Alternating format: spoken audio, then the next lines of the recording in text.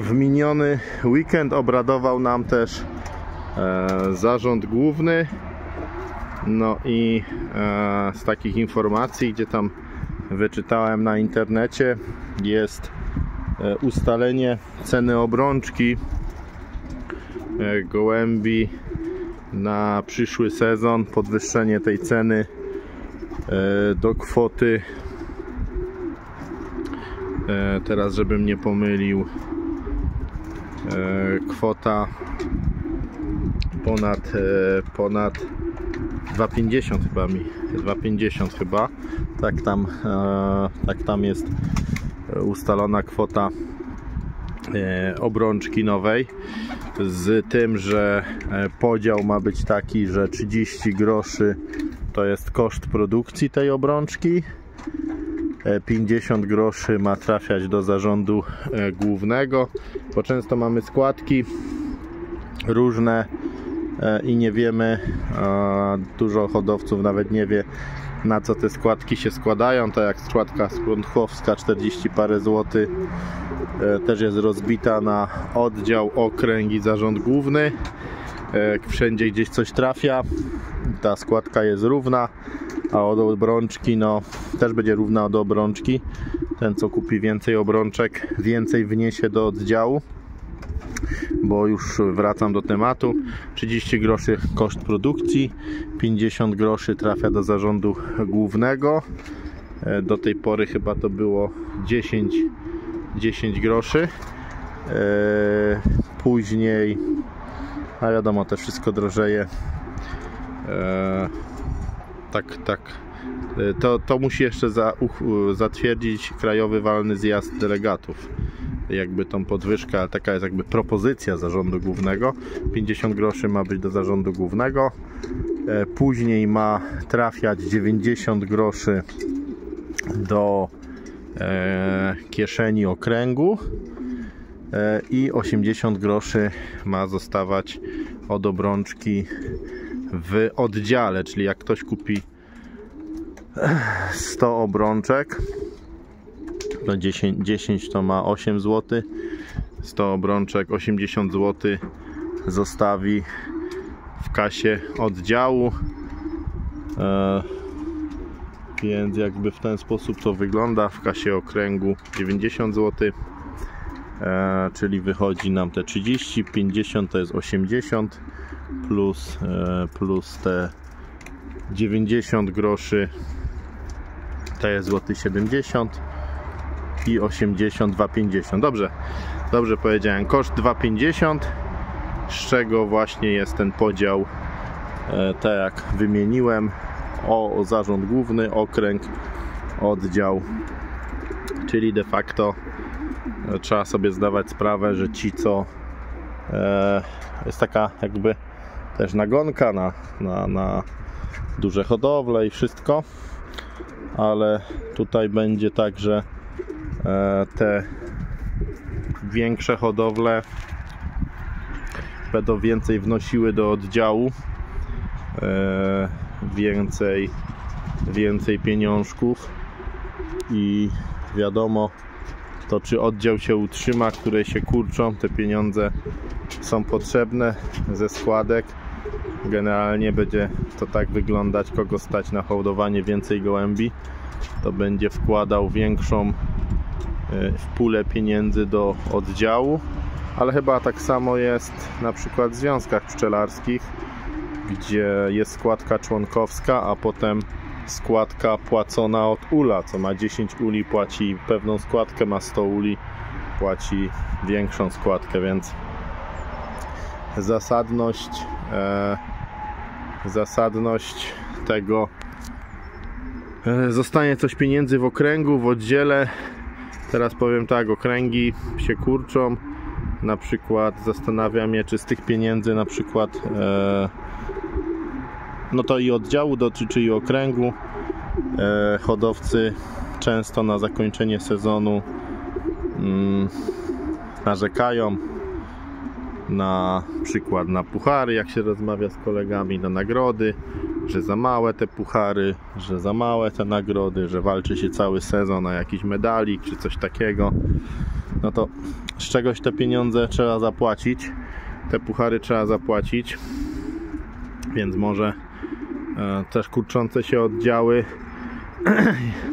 jest to pomysł, żeby po prostu nie padły finansowo, bo nie mając pieniążków oddział nie będzie funkcjonować, no a te pieniążki skądś trzeba, tak powiem, zgarnąć i wyłożyć. No i tam gdzie jeszcze została wprowadzona opłata 10 zł od gołębia, rejestracja gołębia zagranicznego, czyli jeśli ktoś ma na spisie, będzie miał gołębia zagranicznego, tylko jest pytanie, czy to ma dotyczyć gołębi.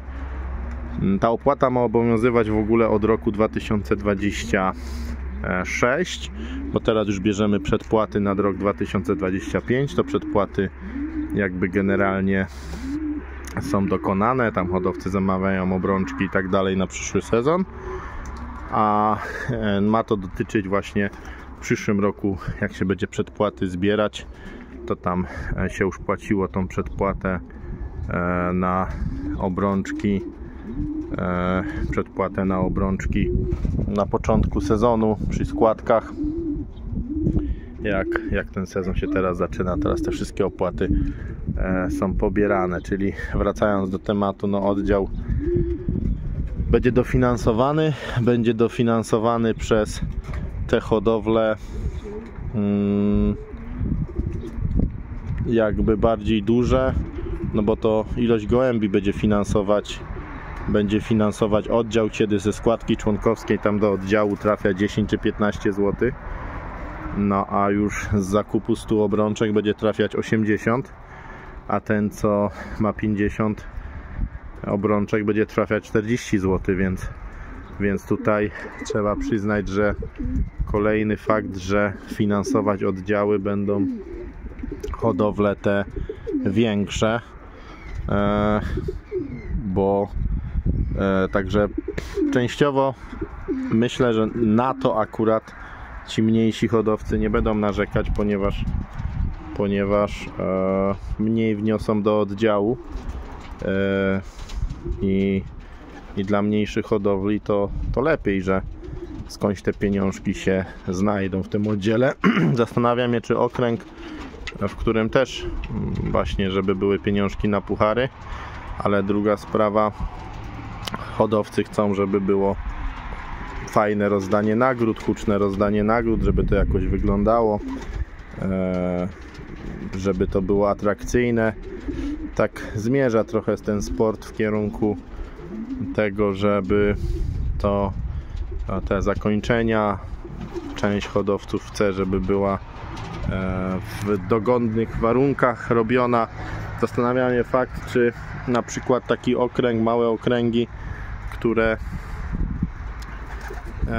mają problem z organizowaniem lotów dalekodystansowych, bo widzę taki problem, że przy opłacie od sztuki jest to i sprawiedliwe na maratony i wszystko, bo dodatkowo te loty są płatne, ale teraz jest takie pytanie, czy okręgi będą mogły jakoś finansować te loty, ponieważ obawiam się, że zbyt duże koszty od sztuki na loty maraton mogą powodować, że będą mniejsze okręgi, których nie będzie stać na loty długie, przez to na przykład te loty będą upadać.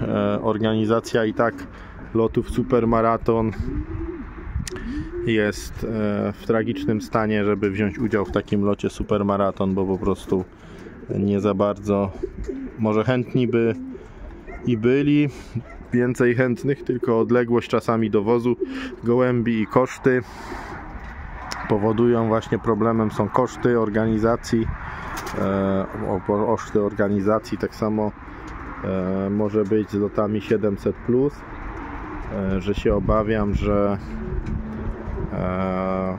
taka taktyka, jak się nie włoży gołębi, nie dołoży do puli, to ci, co są z przeciwnikami tych lotów, mogą jakby spowodować automatycznie, że tych lotów nie będzie, ponieważ koszt udziału będzie zbyt wielki i czy na przykład okręg będzie mógł taki lot wiadomo od sztuki, ale tam konwojenta zapłacić, pewne rzeczy wspólne, bo obawiam się, że może nie stać organizować maratonów, okręgi. Na pewno pomysł zwiększenia składki, część tych pieniędzy zostanie w oddziałach, w okręgach, gdzie te pieniądze są potrzebne. Trzeba też sobie zdawać sprawę, że te 2,50 za obrączkę, ta koszt obrączki, to przy chowie naszych gołąbków to też taka prawda, że są inne koszty znacznie większe, które ponosimy na karmę. To jest powiedzmy kilogram karmy, nawet nie, no to w dzisiejszych czasach worek karmy 100 zł, kilo karmy kosztuje 5 zł, więc są to koszty z jednej strony przy zakupie 100 obrączek trzeba będzie zapłacić 250 zł za nie, więc będą to jakieś koszty, więc hodowcy będą miarkować sobie i ograniczać liczbę tych obrączek zakupionych, bo 10 obrączek mniej i znając życie, piwo kule kosztuje, ale będą liczyć, że 10 obrączek to 25 zł, więc zamówi trochę mniej, albo w przedpłacie, na pewno w pierwszym roku w przedpłacie, jeśli to przejdzie, to będzie mniej obrączek, bo każdy jak zamawiał 100, to weźmie, zamówi 50 w przedpłacie, bo po co mu inwestować no dość duże pieniądze zamrożone, które będą, więc pytanie, jak to wpłynie na pewne rzeczy. No sam koszt obrączki przy tych naszych gołąbkach, tipes kosztuje 7 zł, które ma gołąbek na nogach, no więc już każdy gołąbek na nodze będzie miał dyszkę 7 zł czy 8, a nawet nie wiem czy po 10 zł. Żeby lotować gołębiem trzeba dać 10 zł za chipa, jak zwał tak zwał, i wszyscy lotują na elektronicznych, bo jest to wygodne, a wiadomo, jest to już koszt obrączki dość duży i przy większej ilości na pewno myślę, że część hodowców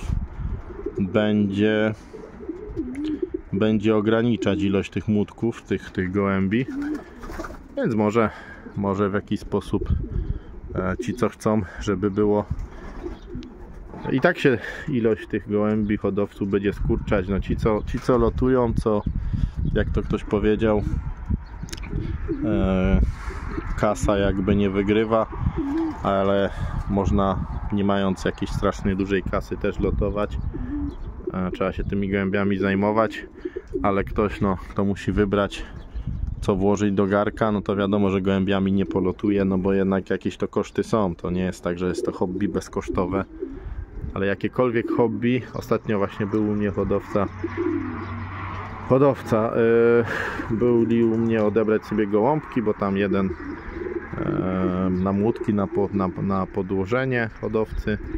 No i też taka historia, jeden z gości jest biegaczem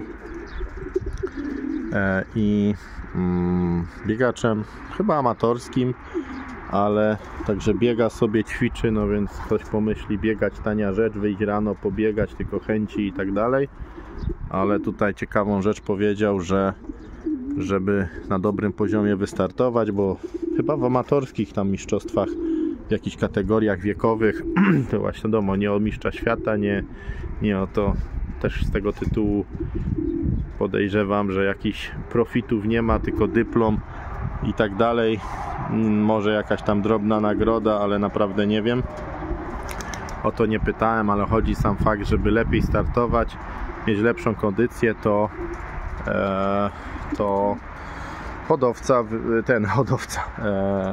ten sportowiec amator, tu bez obrazy raczej, ale na poziomie amatorskim chyba to uprawia, mimo wszystko nie zawodowstwo, wyjeżdża, czy półamatorskim.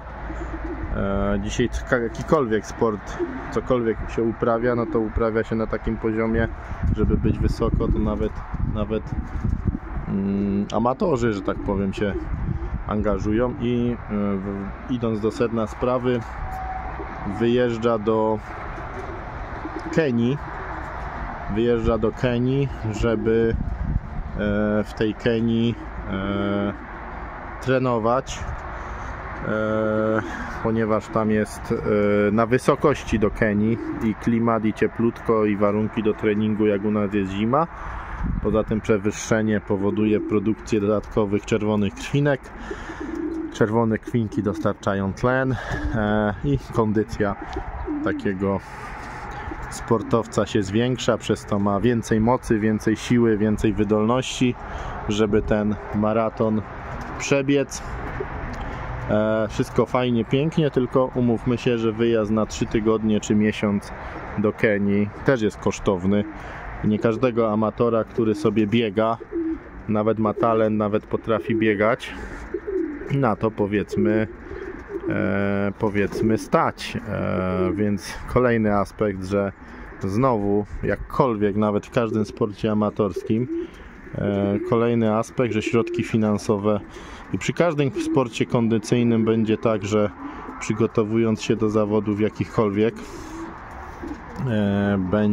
gdzie kondycja jest ważna, nawet w sportach technicznych, siłowych, taki dodatkowy, może mniejszy, będzie miało to wpływ na ogólny wynik, ale na przykład taki wyjazd na 3 tygodnie do potrenowania, żeby poprawić kondycję w Kenii na wysokościach, nie tylko dla biegacza, ale dla innych sportów, na pewno będzie miało jakiś wpływ na wynik, a to generuje koszty, więc kto jest dobry, no to być może bez tego i też potrafi wygrać, no ale jest to dodatkowy, to jakby doping. I teraz ktoś powie, czy są równe szanse. No nigdy nie ma równych szans, niestety. Wyrzeczenia, ale tak jak ten kolega powiedział, kto siedzi na kanapie i nie trenuje, ten wyniku nie zrobi, więc sam wyjazd do Kenii nic nie pomoże w tym, żeby osiągnąć wynik. Tak trochę jest z naszymi gołębiami, że kasa nie robi wyniku, bo to by było zbyt proste, żeby tylko pieniążki robiły. Dużo tej pracy z gołąbkami, opieki nad nimi, to wszystko. No ale aspekty hodowla gołębi na tyle się zmieniła, że powiedziałbym, nie jest na takim poziomie amatorskim. Mamy coraz ładniejsze gołębniki, jak można zobaczyć gdzieś tam po internecie, gdziekolwiek się ukazują, na Facebooku, wszędzie relacje z pięknych gołębników, gdzie powstają piękne gołębniki. Tak, z jednej strony sport upada. Kiedyś w szopkach, przy kurach, w garażach, w szklarniach, w jakichkolwiek takich pomieszczeniach gołąbki przebywały, zostały wysyłane na loty w starych budynkach gospodarczych, gdzieś tam przystosowanych, gdzie dziurę wybito w starych chlewikach niskich. Jakkolwiek to przygotowywano, dziś zrozumienie tego, co gołąb potrzebuje, czyli wentylacji, opieki, odpowiedniej suchości w gołębniku i tak dalej. Gołębniki na stodołach to prawda bardzo dobre i może lepsze od tych naszych wolnostojących, bo przyszła moda na te wolnostojące, ale tak było na gospodarstwach, gdzie tam stodoła jakaś była i w stodole się kawałek wygospodarowało, bo to na tej stodole jednak miejsca dużo i tam najłatwiej gdzieś jakąś kanciapkę wygospodarować w dziurze. Wiadomo, tych gołębi na początku też nie były takiej ilości, ale gdzieś tam gniazdówka i młode były jeszcze razem, więc często jedno pomieszczenie. Później, żeby osiągać wyniki, natura jest taka, że jak rywalizujesz, to chcesz być coraz lepszy, chcesz wygrywać z kolegami, więc trzeba iść do przodu, żeby wygrywać. No więc metoda wdowieństwa, najpierw w ogóle metoda młode osobno, stare osobno. Przecież kiedyś gołębie były razem, nowością było mieć gołębnik młodych osobno. Potem pojawiła się metoda wdowieństwa, kiedy było potrzebne kolejne pomieszczenie, czyli gołębnik wdowcy i obok drugi gołębnik wdowcy. Potem, patrząc na gołębniki zachodnie, gdzie tam gołębniczki po 15-20, małe przedziałki, żeby tym gospodarować bardziej. bardziej tą drużynę wykorzystać, przygotować na konkretne loty, czyli takie przedziały, jeden, drugi, trzeci, nie jeden wielgachny gołębnik na wszystkie wdowce i drugi na wdowy, porobiły się przedziały, parujemy, jeden rzut, jedną drużynkę w jednym terminie, drugą drużynkę w drugim terminie. Hodowcy różnie te gołębie szykują, czyli doszły kolejne przedziały. Jeszcze w międzyczasie doszedł fakt tworzenia gołębnika rozpłodowego. Nie wiem, w którym roku akurat, jak jeszcze z ojcem lotowałem, ten gołębnik rozpłodowy został utworzony, ale też na początku tego gołębnika rozpłodowego nie było, więc to, co ja pamiętam, że ja już będę 30 lat w związku, więc szmat czasu się tak zastanowić, ale potem poszły właśnie gołębniki rozpłodowe, żeby mieć tą bazę, bo wiadomo, ciężki lot, trzeba zaczynać od nowa, żeby te najcenniejsze gołębie dawać do rozpłodu. Pojawiła się też możliwość czy tam zakupu gołębi, materiału, a że się w niego mocno inwestuje, no to szkoda go wypuszczać dla jastrzębi, żeby go zjadły, więc ten gołębnik rozpłodowy, tak powiem, zyskał swój cel. Jak powstały gołębniki rozpłodowe, okazało się, że ludzie zaczęli lotować metodą suchego tak zwanego wdowieństwa, ponieważ mają na tyle rozpłodu, żeby to leci na tyle rozpłodu, żeby z nich wychować sobie młode, żeby te gołębie lotowe nie musiały tych młodych hodować i tak dalej, i tak dalej, i tak dalej, i tak dalej. Wszystko się rozwija, hodowcy po to się rozwijają.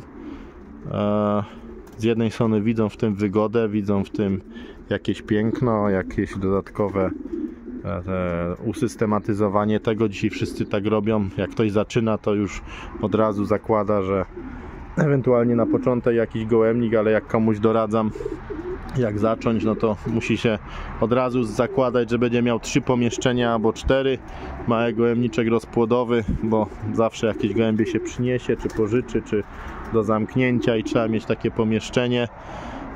Gołębnik na młode osobno, gołębnik na wdowy, gołębnik na wdowce.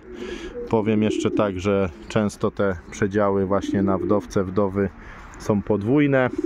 Dodatkowo ja tak robię, że młode poszczególne lęgi też daję osobno, bo jest to wygodne i fajne w prowadzeniu młodych, że jeden lęg jest w jednym przedziale, drugi lęg jest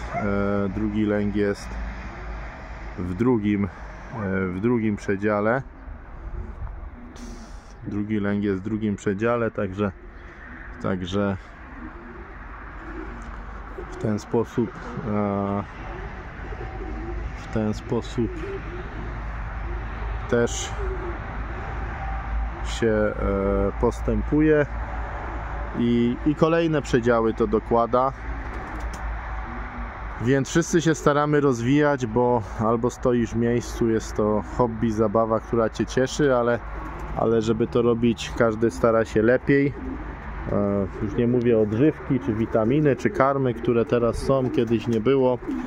Więc to wszystko robi ten sport bardziej profesjonalny. Choć przykłady gołębników belgijskich są takie, że wydaje mi się, że jak ktoś się chce bawić, może zrobić sobie mały gołębniczek. Wiadomo, od tych wszystkiego duża hodowla ma szansę w wielu dyscyplinach, w wielu dystansach. Ktoś mówi, co zrobiono dla małych hodowli, dlatego żeby hodowców nie ubywało. Nagrywałem filmik z Tomkiem Klinczakiem i on powiedział, on prowadzi sobie małą ilość gołębi, bo może się nimi zająć. Więc kolejny aspekt finansowy, mniej gołębi, mniej Cię kosztuje, musisz kupić mniej obrączek, łatwiej Ci się tymi gołębiami zająć, mniej karmy, mniej pomieszczeń, mniej dźwigania, mniej klatek, mniej pracy. ale też wiadomo, że nie będzie tak, że małą ilością, no to trzeba albo zrobić sobie jakąś specjalizację. Hodowcy to robią, bo idzie to w tym kierunku, że ktoś lotuje long distance, ktoś lotuje gołębie młode, ktoś sprint. Kto chce lotować wszystko, to potem ma więcej tych gołębi, ale to właśnie też wymaga pracy i wszystkiego, i kosztów, żeby rywalizować większej ilości lotów. Jeszcze dochodzą wspólne gołębniki, więc wiadomo, są duże hodowle, bardzo duże hodowle, które tak powiem mają te gołębie i na sprint, i na długi dystans, i na wspólne gołębniki, i na maratony. Można się specjalizować w kategorii wystaw, w standardzie. Też takie hodowle są, że bardziej niż wynik sportowy to potem ten okres zimowy, wystawowy go interesuje. Więc każdy musi znaleźć swoje miejsce. Musi znaleźć swoje miejsce bardziej w tym. A u nas jest taka tendencja, żeby bardziej narzekać i naśmiewać się z innych, albo z tego nawet jak ktoś osiągnie sukces, to jakby podważać jego wyniki, jego sukcesy. Więc myślę, że tak trzeba się starać, żeby dla każdego znalazło się to miejsce. Z takich rzeczy, żeby ten sport nie upadał, no to na pewno myślę, że jakiekolwiek akcje w szkołach, promocja naszego hobby, a promocja jest możliwa właśnie na wystawach, na galach wręczenia nagród, ewentualnie na jakichś właśnie balach, żeby ten sport wydawał się atrakcyjny, bo to, że potrzebne są pieniądze, żeby hodowlę prowadzić, niestety się nie zmieni. Te pieniądze będą potrzebne, bo karmy zawsze będą kosztować, odżywki będą kosztować, gołębie czy po przyjacielsku się dostanie, nie mówiąc o kupnie, też będą kosztować, więc tego nie zmienimy, bo nikt nie... To jakieś ptaki wracają, nikt nie może sobie ktoś tam chować w kamerliku, dawać na loty i nie robić zero konkursów. No i wtedy co robi konkurencja? Śmieje się z takiego delikwenta, że on... Czy to dzikie ptaki wracają? Byłaby nadzieja jakaś do wypuszczeń gołębi. To są moje, ale tam są jakieś, nie wiem co to, dzikusy chyba. Bo jak hodowca ma słabe wyniki, że tak całkiem hobbystycznie sobie prowadzi jakąś szopkę i tam ma gołębie, puszcza, to każdy patrzy na te wyniki, jakie on zrobił, a jak ma słabe, to by się ponabijał. A no tych hodowców, miłośników, którzy mają dla trzymania gołębi i posyłają na te loty, no trzeba bardziej doceniać, żeby były wyniki, to muszą być i te hodowle słabsze. Nie mogą być wszyscy mistrzami czy arcymistrzami. Więc no, temat pod dyskusję odnośnie, zobaczymy, czy walny krajowy zjazd to zatwierdzi, jak się hodowcy ustosunkują, może też jacyś delegaci tutaj się oglądają moje filmy. No pieniądze na pewno skądś trzeba wziąć, więc nie płaćmy, ale skądś wziąć pieniądze. Jak była aukcja, też dopowiem jeszcze taką rzecz, że byłem na aukcji i gołębi zagranicznej hodowli, to mimo wszystko hodowcy jednak mają taką tendencję, że to co zagraniczne, a nóż będzie lepsze, a nóż jakieś tam bodefał, bo tego dalej to jeszcze zostaje, chociaż w mniejszym stopniu. No i powiem, gołąbki, które były sprzedawane, w jakiś sposób jednak byli chętni, się rozeszli, niby kryzys, niby tego, no a powiem szczerze, że jakieś tam pieniądze Może nie bardzo duże, ale tak chętnych może nie była jakaś wielka ilość, ale pewna ilość osób była i gołąbki pokupili, pozgarniali i jakoś nie było specjalnie z tym wielkich problemów, więc u nas w Polsce jest dużo hodowli, które mają wyniki i przy obsadzie gołębi i hodowców na pewno lepsze i tak powiem, cenimy mimo wszystko te zachodnie gołębie, choć nie powiem, no moja hodowla, na swoim przykładzie powiem, też się wywodzi, co prawda się gołębie hoduje z jakichś rodzin 10, 12 czy ileś lat, ale ich przodkowie 10, 15, 20 lat temu wywodziły się z zachodnich gołębi, czy 20 ponad lat temu, 2000 roku, gołąbki te rude, czy choćby mój szaleniec wywodzi się z gołębi Heinz-Willilica, które się wychodzą z Jansenów, z jansenowskich gołębi, wiadomo, to tam z kolebki, można powiedzieć, gołębiarstwa, potem Heinz-Willilic z Niemiec. No ja już potem to hoduję u siebie w Polsce, ale no wywodzą się, jakby sięgnąć daleko, no i tak to w większości wypadków jest, że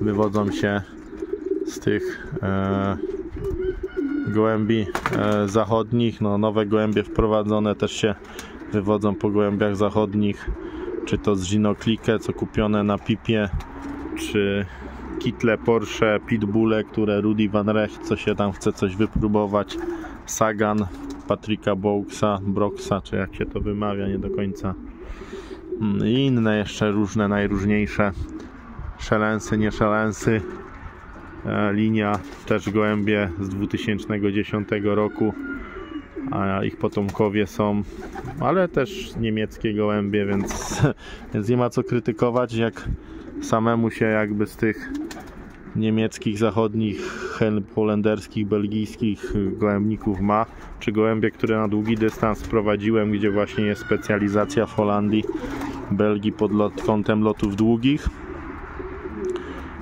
i jak hodowcy 20-30 lat lotują takie loty, selekcjonują pod tym kątem, to postanowiłem takie gołębie sprowadzić, bo będzie szybciej je wyselekcjonować, o ile u nas właśnie będą te długie loty, długie trasy,